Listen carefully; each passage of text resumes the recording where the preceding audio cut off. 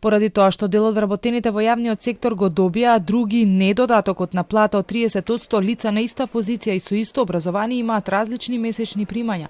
Освен во финансии, Службата за општи заеднички работи, Генералниот секретаријат на влада и уште некои институции, во другите меѓу кои Министерството за правда, економија, во животна средина, за дигитална трансформација, во Државниот завод за статистика, во Државниот архив, не се исплаќа овој додаток затоа што финансии не даде зелено светло.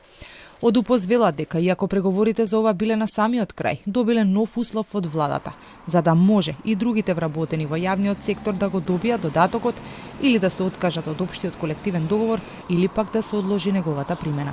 За нас тоа е нонсенс, воопшто не беше преговарано за тоа додека се договаравме со владата, односно со премиерот, за да на крај на последните средби не беше тоа ставено како услов на маса.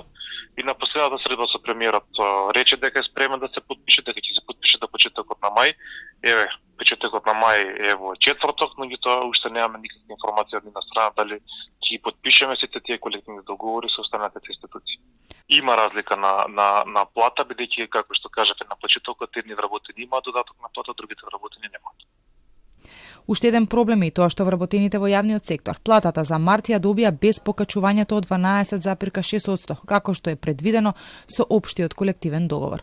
Од синдикатот појаснуваат дека поради тоа што до крајот на 2024 владата не стави подпис на овој договор, во јавниот сектор платата треба да се исплаќа со плюс 12%, колку што порасна просечната.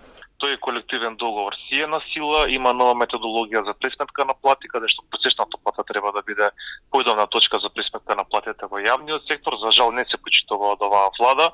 Имавме од ССМ пресконференции каде што беше истакнато дека сите вработени во јавниот сектор имаат право на тужба.